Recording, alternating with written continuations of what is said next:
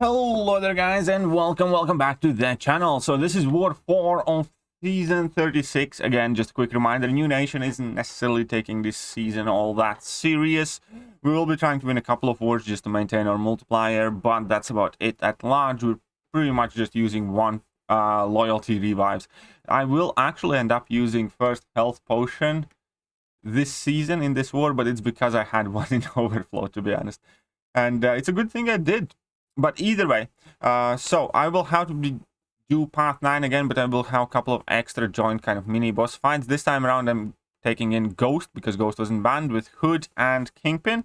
And I also have my first death this season, but it is what it is. Anyways, originally I was meant to take in CGR, but also CGR would mean that I need to put on half suicides, use a class boost, and it's just one of those things. And since Ghost wasn't banned, and I haven't played Ghost in ages, actually, to be honest, in Alliance War, we're gonna see how that goes. So I will be putting on boost just because I'm kind of fully stacked on boost anyway, so I don't mind too much. So this is the Hazard Shift Void, which is typically very scary, and when Ghost is banned, CGR is by far the best option here. However, I do think Ghost covers this fight extremely well also. I will not play this fight perfectly, and I also didn't have Liquid Courage Double Edge on. But as we're going to see here, I am kind of managing the fight decently well with my combo meter. I do land my level 2 that is almost nearly enough to take out that void. And here again, just a couple more hits and job's going to be done. Yeah, 20 hits, so fairly straightforward. So Ghost is definitely a perfect option here for this fight. However, this next fight, I do make a quite big mistake. I would have been better off bringing in Kingpin, but I will go in with Ghost, and that is going to turn out to be a mistake. I kind of overestimated the amount of damage that Ghost is going to do, and also there's going to be one mechanic that I hadn't fought Wong, I think, ever in Alliance War, and I didn't have that much experience fighting Wong, so there was a very big thing that I did overestimate, and the entire fight kind of came together in like a perfect storm of messiness, because I didn't necessarily want Wong to spam his level 1s all the time, and most of the time champions recently especially don't. You do need to put in some effort betting on special attacks, and you can easily get them to level 2 without much effort. But this Wong will keep spamming his level 1s as his spells will keep changing, and him having one of those spells active is actually going to cause quite a big deal of trouble here. The reason why I was kind of careful about using Kingpin is because my defensive ability accuracy would have been reduced drastically, and I wouldn't be able to parry, and that means that I would have to bait out heavy attacks, and obviously that's not something you want to do against Wong. So in theory, I thought that Ghost would be significantly better matchup here, but we can see that Wong pretty much the entire fight will be throwing his specials in the special one indiscriminately, basically. I did also mess up at the start, and I should have healed up, so that's definitely on me there.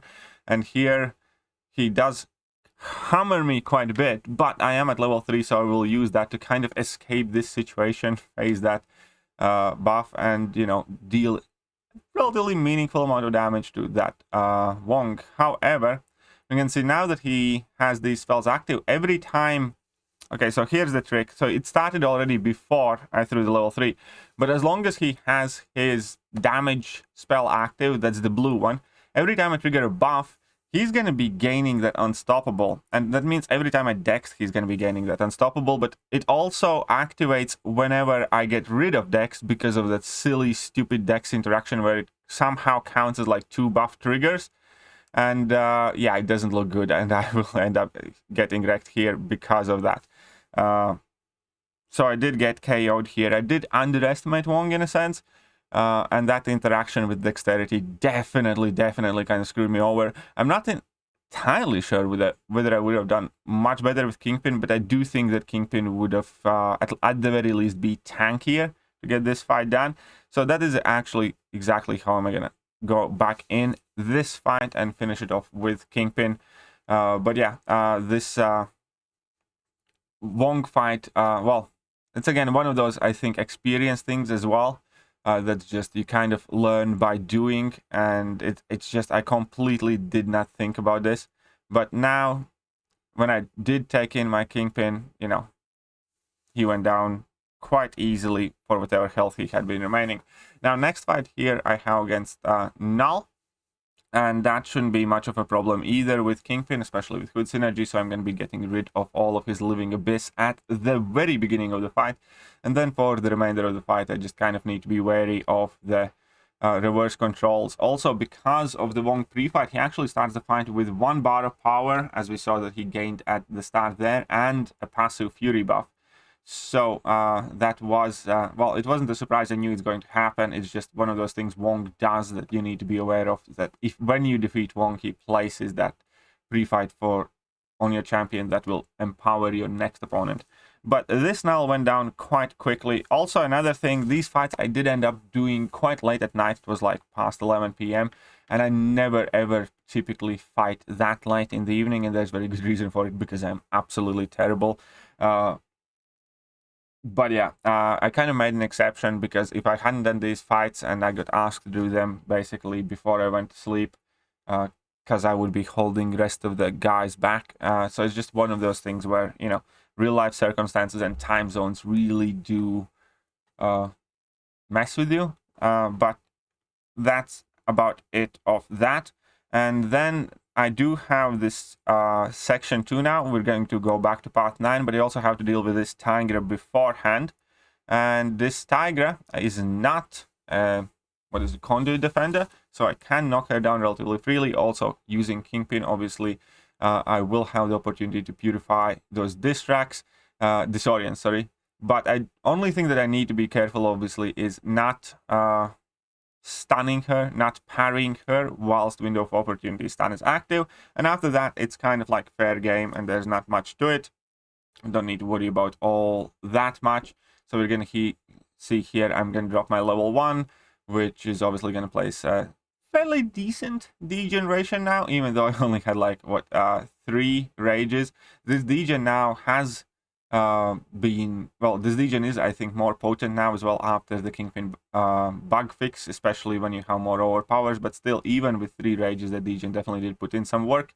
And here again, I did make a small mistake. I did get clipped there. I actually just couldn't kind of swipe back quickly away, because I did these fights, again, kind of ironically, very early in the morning, which is, again, a time I typically don't like doing my fights, but I did want to clear up my teammates.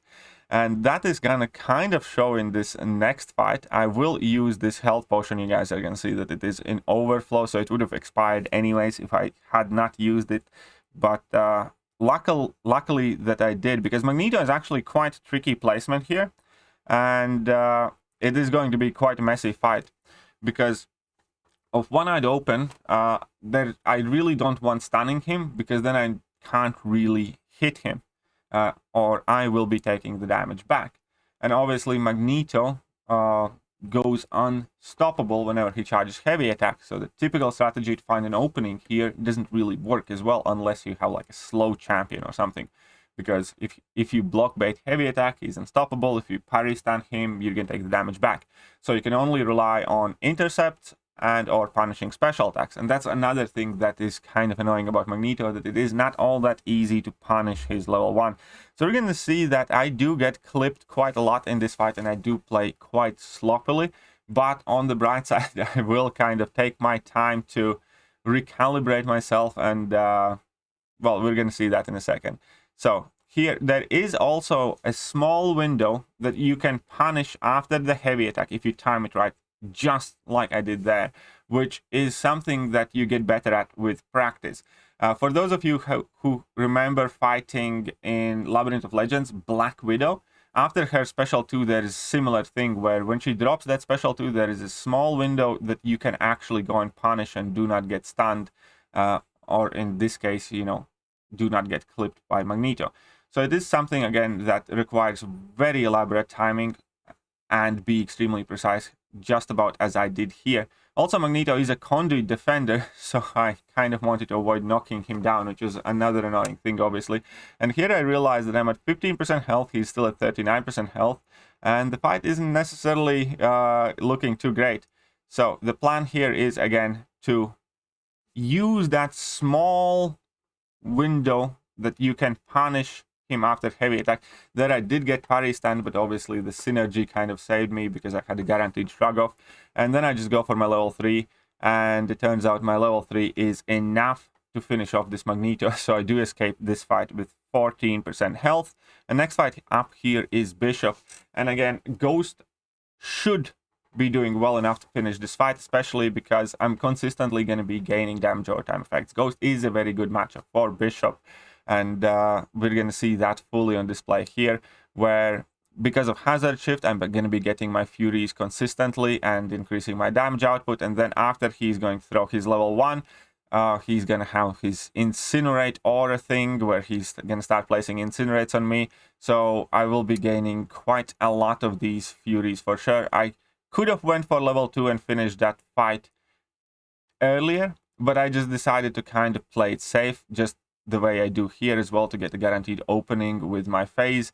And again, I am quite confident and quite decent at throwing level 2 without Wasp synergy, and I do it like all the time for Battlegrounds, and I typically use Ghost, but there is still a margin of error. There are still times I do miss that level 2 without unblockable synergies. So for a fight like this, I just thought that there's no reason to kind of play it risky, and I played it safe, didn't use a special attack, and just finished it off with level 3. And that is pretty much it for my contribution in this war.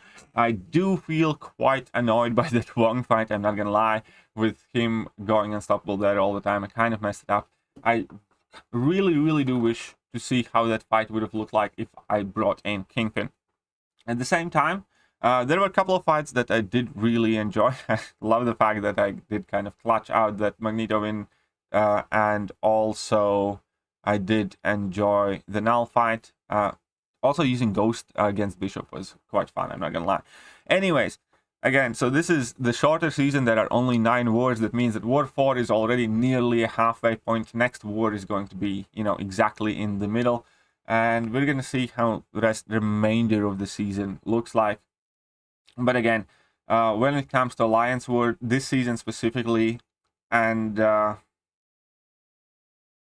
don't know what's the best way to explain, but my kind of will or desire to take Alliance War like super seriously, it has been just absolutely mutilated by Kabam, given the fact that you effectively are better off not trying or not using items in Alliance War.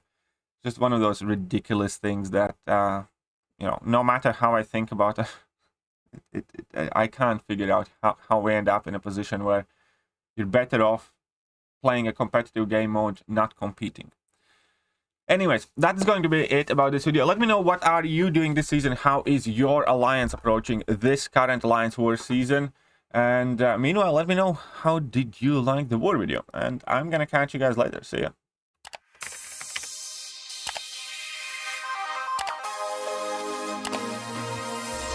Hello there guys, and welcome back to the channel. So we have all the information about the next